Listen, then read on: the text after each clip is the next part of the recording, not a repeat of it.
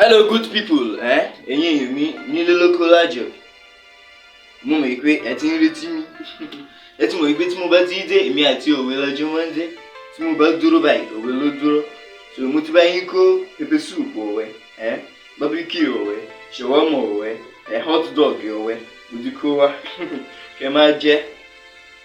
Òwe number 1 today, kó tẹ́tí mi kó gbọ́. Kó mú ìwé àti bẹ́ẹ̀ mi ò fẹ́ gbogbo gbàgbé o. Now we must wípé mo gbọ́ òwe ó ti gbàgbé. Má fọlọ́pàá gbé a. Number 1.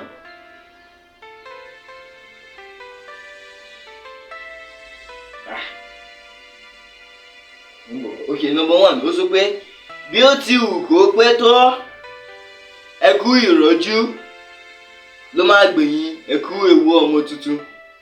Oh my God, yeah. So yeah. Àwọn òwe mi wà tó jẹ́ pé tí èèyàn bá ti pa ó máa ń ṣe òbí kéèyàn sunkún. If you have brain tó bá lọ́pọlọ ó máa ń mú ìtumọ̀ òwe yìí wípé no matter bó ṣe lè wù kó dàgbà tó kó pẹ́ láyé kó lo 100 years 200 years kó pẹ́ láyé ẹ kú ìrọ́jú ló máa padà káwọn fámìlì à oníbèrè ọdọ òfò bí ìgbà pé òyìn kú mọ́ see your life here. Òwe ti bá yé ẹ jẹ́ òwe ti jẹ́ kó mọ̀ wípé one day ó máa gbọ́dọ̀ kú. So kò sí bó ṣe fẹ́ pé tó kó lọ́wọ́ kó lọ́lá kó ní everything ó máa gbọ́dọ̀ kú. So ẹ kú ìrọ́jú ló máa gbẹ̀yìn ẹ kú ọmọ tuntun ọmọ kígbà tán bí ẹ wọ́n kí àwọn dáàdì àti mọ́mì ẹ pé ẹ kú ewu ọmọ. That is it. But tó o bá ti kú tán wọ́n máa padà kí àwọn family ẹ pé ẹ kú ìrọ́jú see your life. Yá má ṣe gbéraga òṣì bó bá tiẹ̀ ṣe gbéraga tọ̀dọ̀ mi máa ṣe wèrè fún ẹ. Next one. Mo ń bọ̀ nǹkan mi. Okay, mo ti get here. Ó ní pé ta ní ṣíṣí kò bá gbẹ̀ bí ó bá ṣe elégbò. You know ẹni tó ń ta ìgbó, you get it, kò sí ẹni tí eṣinṣin kò bá gbẹ̀ bí ó bá ṣe ẹni tó ń ta ìgbó elégbò. Tí èèyàn bá ń ta ìgbó very well, tó bá notice eṣinṣin ó máa tẹ̀lé. So ẹni tó bá ń ta ìgbó tó bá ta ìgbó from morning to ọ̀sán from ọ̀sán to alẹ́ eṣinṣin máa visit yẹn ìtumọ̀ òwe yẹn nìyẹn. So má ta ìgbó anyone that is your choice wàhálà tiẹ̀ nìyẹn. So òwe lẹ́yìn tí mo fẹ́ pa yẹn wọ́n máa ń lò ó tí wọ́n bá fẹ́ advice èèyàn tí wọ́n bá fẹ́ encourage èèyàn wípé máa gbìyànjú gbogbo nǹkan tó ń ṣe ẹ́ lónìí ó máa padà di ìtàn tó bá dọ̀la. Wọ́n máa sọ wípé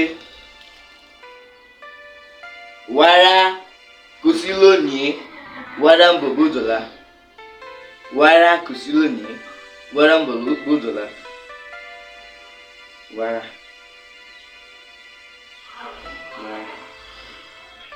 Okay, that means wípé wàrà you get it, you know the meaning. Mi ò mọ ìtumọ̀ ẹ̀ wàrà yẹn kò sí lónìí which means o lówó lónìí o ríṣẹ́ lónìí ó má gbọ́dọ̀ ríṣẹ́ tó bá dọ̀la ẹ̀nà má wulẹ̀ para ẹ̀ torí tó bá para ẹ̀ wọ́n máa sin ayé bá continue.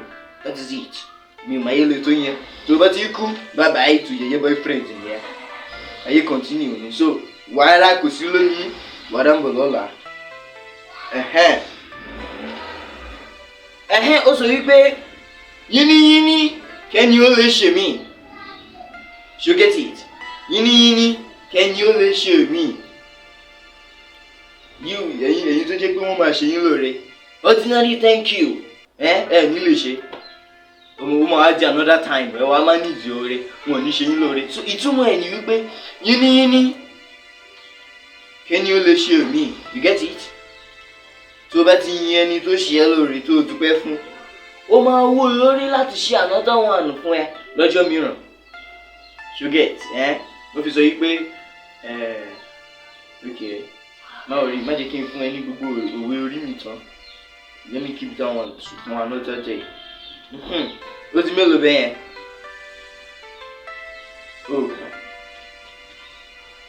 Okay. Ó ní tọwọ́ ni kò jẹ́ karùn tẹ̀rùn kúná.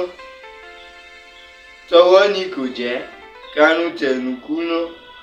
Ó di orin Barrister. Get it?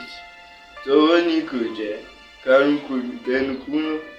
Oríṣiríṣi òwe òwe eléyìí ó bá beat wá ló ní beat. So tọwọ́ ni kò jẹ́ karùn tẹnu kúná, which means ẹni tó bá ní nǹkan lọ́wọ́, for example oúnjẹ ẹran, oúnjẹ ẹran, you have two ẹran with you, o mú nǹkan lọ́wọ́ lójú kan sẹ́nu, ó mọ̀ yìí pé tọwọ́ yẹn ó mọ̀ máa ṣe é bí kó tètè jẹ òun náà, kò ní jẹ́ kó o lè jẹ èyí tó wà ní ẹnu ẹ, which means ẹni tó ní oore kan lọ́wọ́, tó ń gbádùn oore kan lọ́wọ́, tó tún ní ìmíì, èyí tó ní lọ́wọ́ yẹn kò ní jẹ́ kó lè ṣe normal thing pẹ̀lú èyí tó wà lọ́wọ́ ẹ̀. You get it? So get it? Mo wí rí àbí mi ò wí rí? Answer me, mo wí rí àbí mi ò wí rí? So that is it. Ó gbọ́dọ̀ máa mójútó gbogbo òwe tí mo bá ń kọ ẹ. Máa kọ sínú ìwé. Òwe ṣì máa pọ̀ tó máa kọ́. Mo máa kọ́ ní òwe gan. You get it? And most importantly, àwọn òwe tí ó bá lè yẹn, o gbọ́dọ̀ make sure kó máa lọ bí èyí tí mo kà lẹ́ẹ̀kọ́ yìí pé wàrà kò sí lónìí, wàrà wà lọ́la. You get it?